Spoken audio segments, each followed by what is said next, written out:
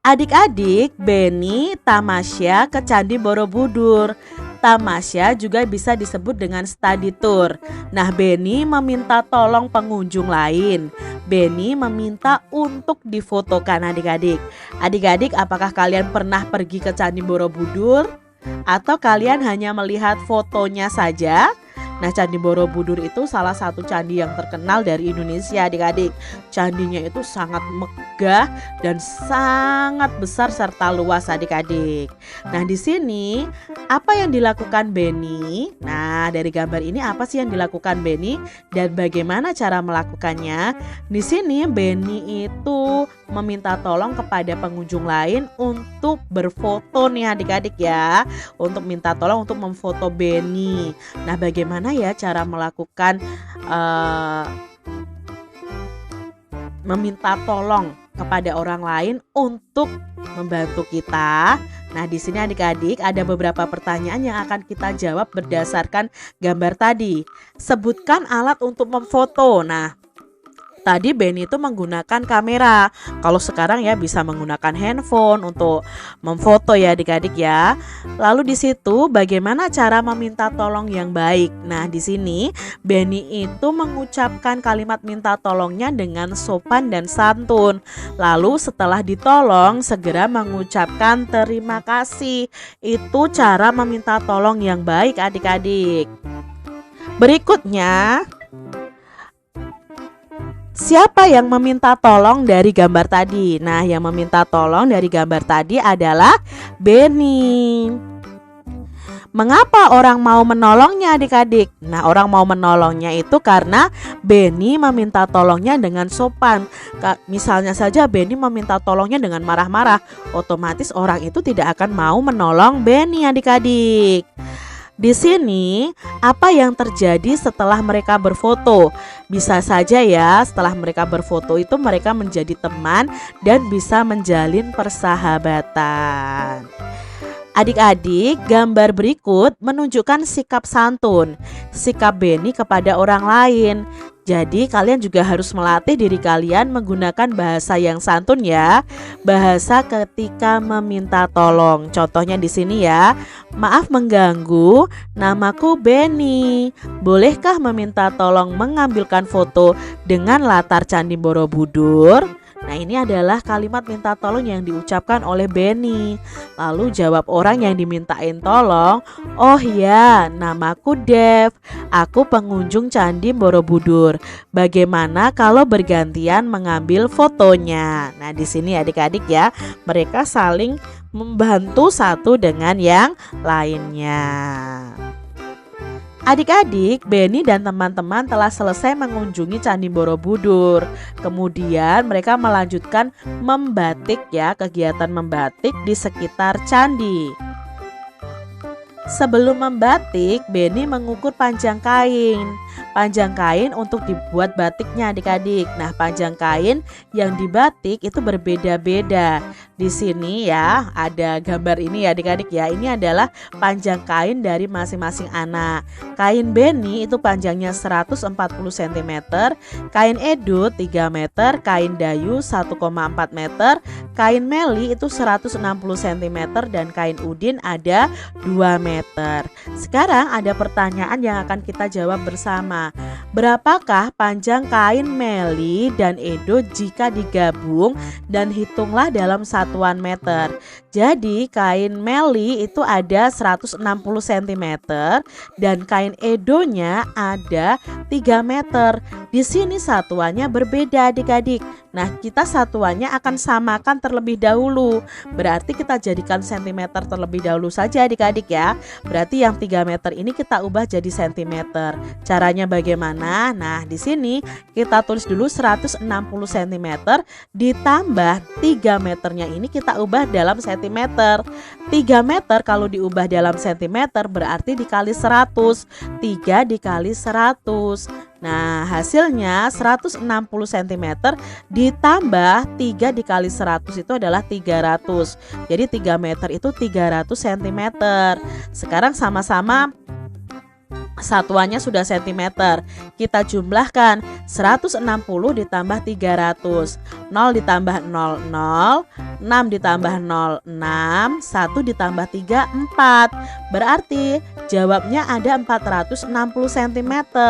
Tetapi di sini disuruh menghitung dalam satuan meter. Berarti 460 cm-nya kita ubah dalam meter.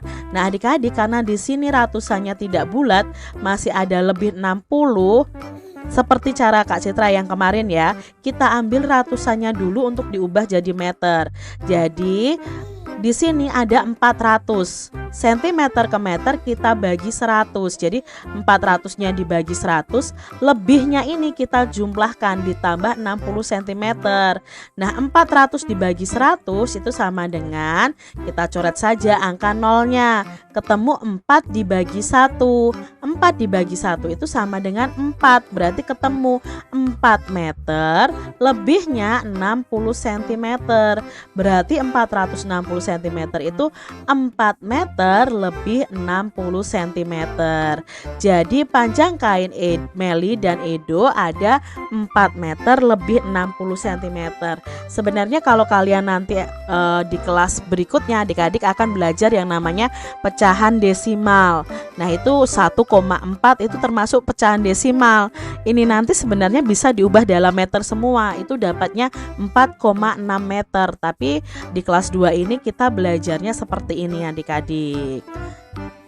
Berikutnya ya, masih di soal yang ini, setelah setengah kain Beni itu diberikan kepada Siti ya, setengahnya itu berarti dibagi 2 kan, diberikan kepada Siti. Lalu berapa meter panjang kain Beni dan Dayu? Nah, Beni itu kainnya 140 cm, Dayu itu kainnya 1,4 meter. Nah, adik-adik, di sini punyanya Beni kita bagi 2 karena setengah kainnya diberikan kepada Siti. Jadi 140 cm dibagi 2 ditambah 1,4 meter. Nah, 140 cm dibagi 2 itu sama dengan 70 cm ditambah, nah 1,4 meternya ini kita ubah dulu dalam senti ya. Nah, 1,4 dikali 100 karena 1 meternya ada 100 cm. Nah, Kak, perkalian ini bagaimana caranya? Kan sebenarnya ketemunya begini adik-adik, 1,4 dikali 1. Kalau kita tutup angka nolnya ya, perkalian dengan angka nol banyak ya. Nah, di sini karena ada tanda koma, kita harus hilangkan komanya satu langkah ya adik-adik ya. Jadi 1,4 itu kalau dikalikan 100 itu jawabnya adalah 140 cm.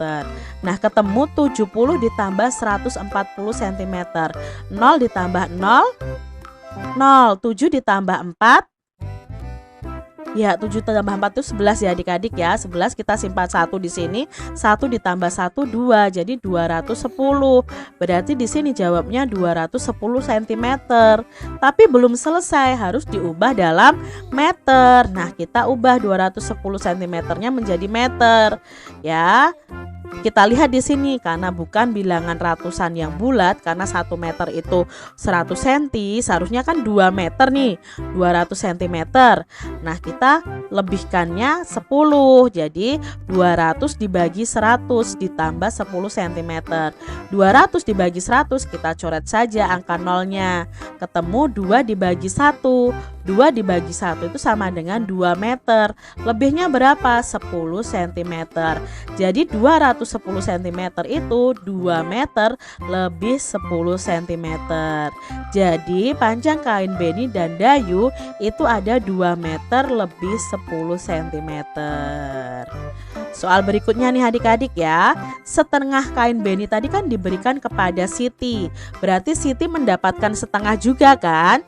Nah, lalu di sini berapa panjang kain Siti dan Udin? Nah, untuk mencarinya kita lihat dulu kainnya Beni. Yang diberikan kepada Siti ada berapa? Oh, berarti kainnya Beni tadi 140 cm dibagi 2. Itu menjadi miliknya Siti juga setengahnya. Lalu baru ditambahkan dengan kainnya Udin. 140 cm dibagi 2 itu sama dengan 70 cm. Nah, sekarang 2 meternya kita ubah dalam cm ini. 2 dikali 100. Berapa 2 dikali 100? Ya sudah, 2 dikali 1 2, ditambah nolnya 2 adik-adik, berarti 70 cm ditambah 200 cm.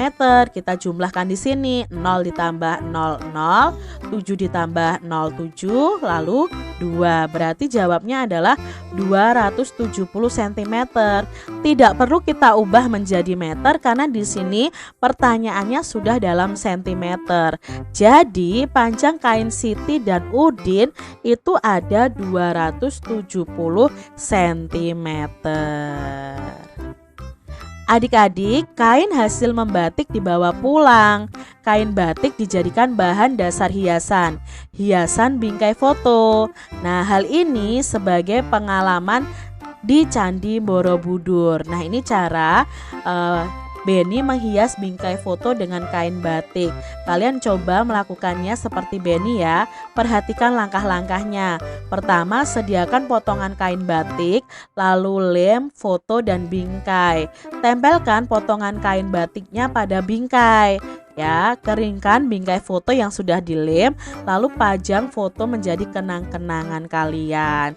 Itu tadi membuat bingkai foto dengan hiasan kain batik di sekelilingnya. Ini adalah contoh bingkai foto ketika Beni pergi ke Candi Borobudur. Jadi di pinggir-pinggirnya ini dihias dengan menggunakan kain batik adik-adik.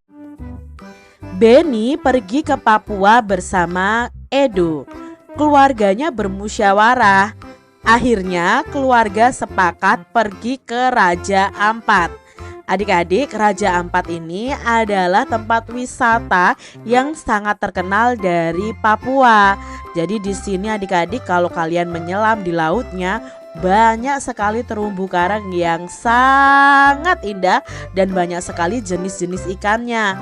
Jadi di sini ya kita lihat bahwa perairannya dari lautnya sendiri itu jernih adik-adik. Ini adalah wisata Raja Ampat dari Papua yang termasuk dalam wilayah Indonesia. Adik-adik, musyawarah merupakan contoh sikap yang baik karena sesuai dengan sila keempat Pancasila. Tentunya kalian masih ingat ya, sila keempat Pancasila itu bunyinya adalah kerakyatan yang dipimpin oleh hikmat kebijaksanaan dalam permusyawaratan perwakilan. Nah, simbol atau lambang dari sila keempat adalah kepala banteng. Kita pastinya ingat adik-adik, saat bermusyawarah pasti ada perbedaan pendapat. Perbedaan pilihan dapat disatukan melalui musyawarah. Musyawarah itu artinya adalah diskusi untuk mengambil keputusan bersama secara mufakat. Kita harus mau menghargai orang yang sedang menyampaikan pendapat atau usulannya dalam musyawarah. Musyawarah dilakukan untuk kita tidak terjadi pertengkaran dan pertikaian di antara anggota keluarga, anggota orang yang ikut bermusyawarah adik-adik. Nah, musyawarah itu dilakukan dengan asas kekeluargaan. Yang dipentingkan adalah kekeluargaannya, bukan pertengkarannya, bukan pertikaiannya, atau bukan perbedaan pendapatnya. Nah, pengambilan keputusan dalam musyawarah bisa dilakukan dengan cara voting. Apa itu voting? Voting itu adalah cara pengambilan keputusan dengan pemungutan suara atau pengambilan suara. Misalnya kalau di kelas ya, pemilihan ketua kelas. Misalnya kok tidak ada mencapai kesepakatan bersama siapa ketua kelasnya, bisa dilakukan dengan pemungutan suara atau voting. Misalnya siapa yang pilih Edo? Misalnya ada 8 anak. Siapa yang pilih Beni? Misalnya ada 10 anak. Berarti yang menang, yang menjadi ketua kelas adalah Beni. Seperti itu yang namanya voting. Nah, sikap yang sesuai dengan sila keempat Pancasila di tempat wisata itu apa saja? Contohnya di sini ya sesuai ya dengan sila keempat Pancasila itu, contohnya adalah musyawarah memilih tempat wisata yang akan dikunjungi. Ya, ini contoh, nanti ada sikapnya juga. Musyawarah memilih tempat untuk membeli oleh-oleh. Musyawarah memilih tempat makan saat berwisata. Lalu menghargai pendapat orang lain. Itu juga sesuai dengan sila keempat Pancasila. Jadi sikap-sikapnya harus saling menghargai, tidak bertengkar. Itu sesuai dengan sila keempat Pancasila. Ayo ceritakan pengalamanmu. Pengalaman menerapkan sila keempat Pancasila, terutama di tempat wisata. Adik-adik, kalau kalian mempunyai pengalaman yang menerapkan sila keempat Pancasila, bisa kalian ceritakan loh kepada teman kalian atau kepada keluarga kalian. Adik-adik, Beni dan Edo pergi ke Raja Empat. Beni dan Edo ditemani keluarga besar Edo. Sepupu Edo itu ada banyak adik-adik. Jadi Edo dan sepupunya mengadakan lomba tentang mendarat di tanah.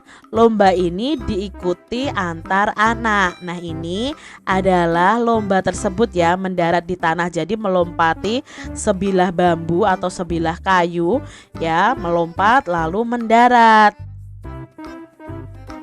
Apa gerakan dasar dalam lomba tersebut, terutama yang dilakukan oleh Beni? Nah, gerakan dasarnya adalah gerakan dasar melompat dan mendarat adik-adik. Apa itu gerakan mendarat? Nah, gerakan mendarat adalah gerakan di mana jari-jari kaki kita itu menyentuh tanah saat atau sesudah kita melayang nih, atau sesudah kita melompat. Itu adalah gerakan mendarat. Nah, usahakan dalam melakukan gerakan mendarat, jari kaki ini mengenakan sepatu untuk menghindari cedera pada kaki. Perhatikan gambar berikut ini nih adik-adik. Nah, di sini ada gerakan mendarat ya, menggunakan satu kaki depan. Ini kan melompat melewati ban ya adik-adik ya. Nah, di sini mendaratnya menggunakan berapa kaki? Oh, menggunakan satu kaki di depan. Lalu di sini ada gerakan lompat tali. Nah, lompat tali ini juga termasuk gerakan mendarat dan melayang sebenarnya. Nah, mendaratnya bagaimana? Mendaratnya itu menggunakan dua kaki di tempat yang sama. Ini gerakan mendarat pada lompat tali. Lalu ada gerakan mendarat berikutnya yang ini adik-adik.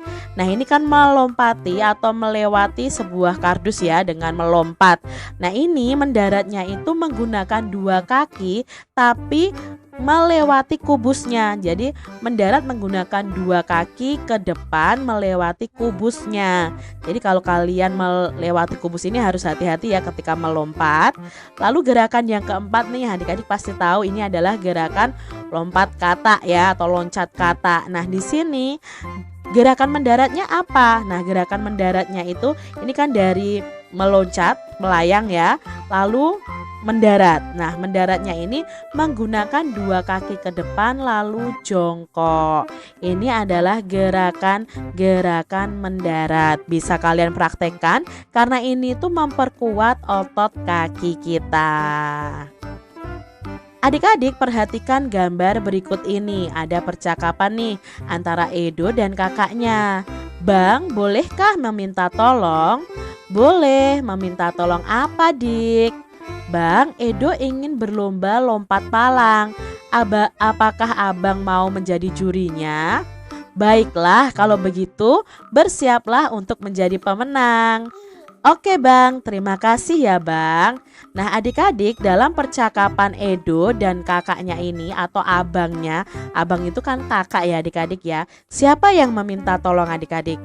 Ya, yang meminta tolong adalah Edo. Edo meminta tolong kepada siapa? Kepada abangnya atau kakaknya. Untuk apa? Oh, untuk menjadi juri saat lomba lompat palang. Jadi maknanya di sini Edo itu meminta tolong kepada abangnya untuk menjadi juri pada perlombaan lompat palang. Adik-adik, perlu kalian ketahui, itu tadi makna ungkapan meminta tolong yang diucapkan oleh Edo.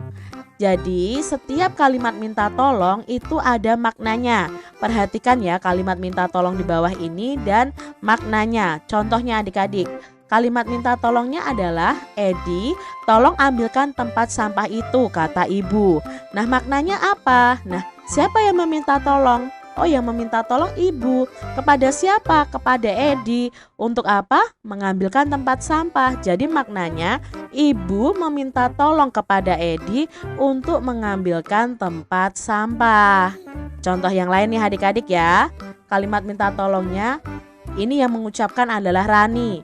Adi, tolong matikan lampu itu. Siapa yang meminta tolong adik-adik? Ya, yang meminta tolong Rani. Rani meminta tolong kepada siapa? Kepada Adi. Untuk apa? Mematikan lampu. Jadi maknanya adalah Rani meminta tolong kepada Adi untuk mematikan lampu.